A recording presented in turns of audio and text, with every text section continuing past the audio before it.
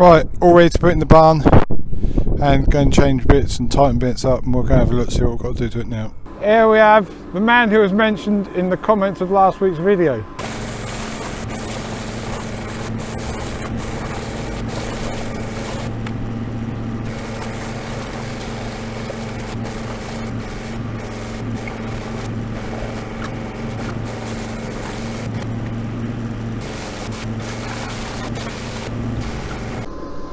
No, it's not your turn yet. You've got to wait till later on in the video. Come on, it's not your turn.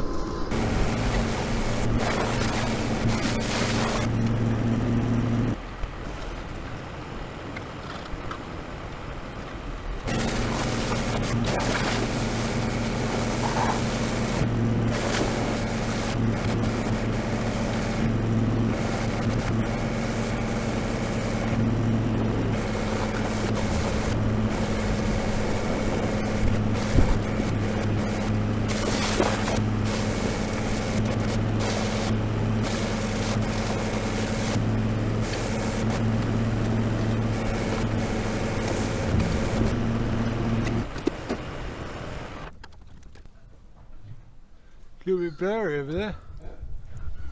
Job done. You didn't fall down this time. Right, all ready to put in the barn and go and change bits and tighten bits up, and we'll go have a look, see what we've got to do to it now. Right, just checking this over, but straight from the start here you can see this end tine has bent, so I have to get that off and straighten up. Right, I'm just working the way through this machine. I've checked all the points, they're all okay. I'm now on to the paddles. I've just changed this one, and I've got, I don't know, about 3 or 4 more to change. So if you look at this one here, the best angle to see it, it's actually started bending the tip over, so I've got to change that one. Another one above it, I've got 2 or 3 or 3 or 4 of them to change. So, and this has just had a fresh one on, because they've got a slight the best angle, you can see that lip on there. Yeah, so what happens, the tines hit it first, they break the clods up a little bit, and then the clods that are left, this here, the black one, that's a new one I've just put on, that pushes them sideways, so they go right into the path of this, the first DD ring, and then that will smash them up, and then the other DD ring runs in between that one, and that helps smash them up even more. But the good thing about having the DD rings like this is, if it is a bit wet, they keep themselves clean because they run in between each other. But this Cultipress is not a machine for wet conditions. It doesn't work when it's damp. It just doesn't.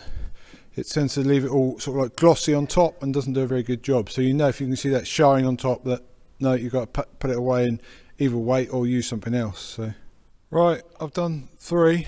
I'll just come to the next one up here, and that's come loose. Some of these things you don't realise, you just skip over it. It's so easy to miss something like that, but it won't take long, just tighten them bolts up.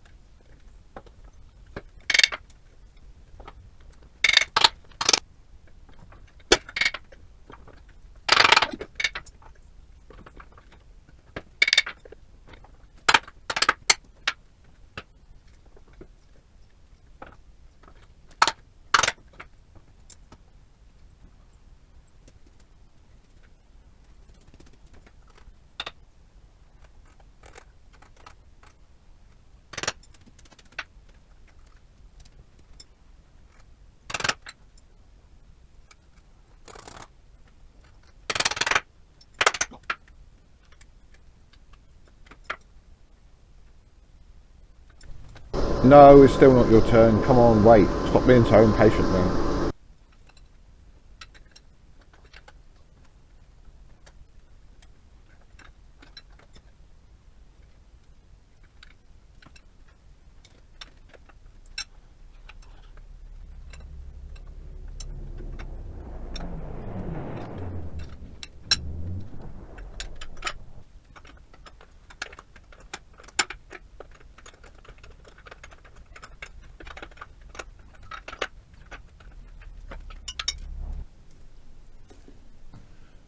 Right, that's done.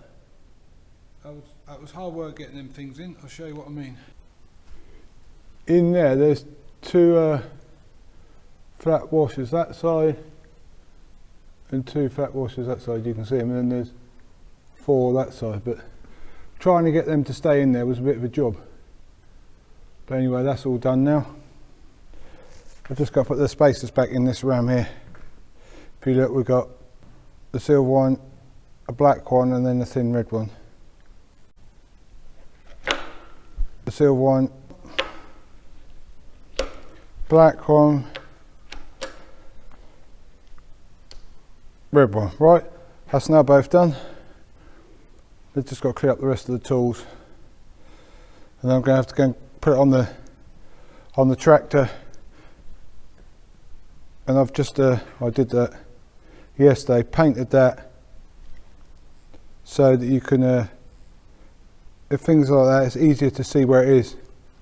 So when you're reversing up, it's easier to see the hitch if you've got a bright colour on it. So I'm now going to get the tractor and we'll get that out, and I think the last thing I've got left to do is the test the lights. I've done everything else on it. So I've got test the lights, and I've got to grease it up as well. So right, I'm just in the middle of greasing this thing up, and the grease gun's just run out. It always happens. I'm right down in the middle of the machine, the most awkward one to get to, and it runs out in the middle of doing that, innit? It never runs out when you're on the end, does it? When you're over there on the end, it always runs out when you're in the middle.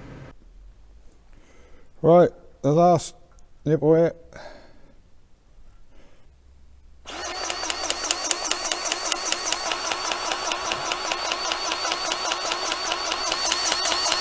Yeah, the grease has just started coming out of there, so that machine is greased up now. Just got the lights to check. Indicator on side like that side like that side. Right hand indicator, that's working. I've just got to check the brake lights. That's one brake light, and that's the other one. All done. Right, go and put this machine away in the shed, and that's ready for next year. Here we have the man who was mentioned in the comments of last week's video, doing some edging.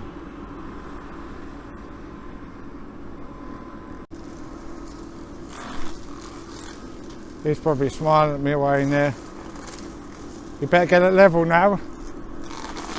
This is going to be next week's start of the traction, start of the show.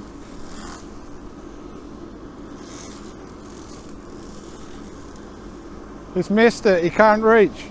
He needs a bigger hedger.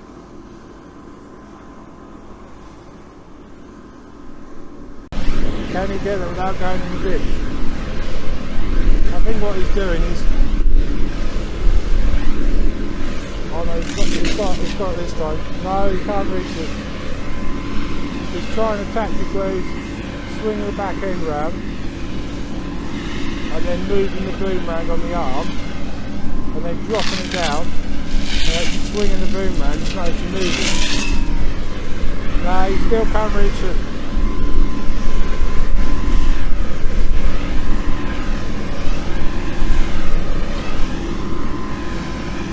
Trying again.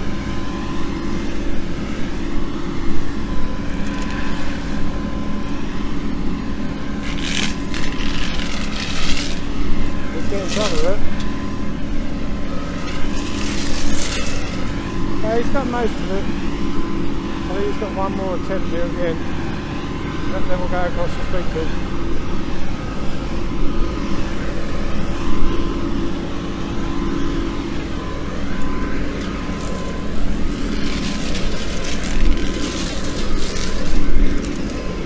He's got the majority of it. There's still a few straggle ends there. I'm in the right place. I'm looking at him.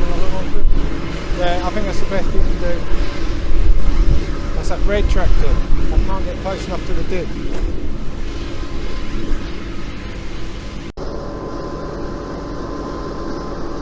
Oh, it's waiting for a car now.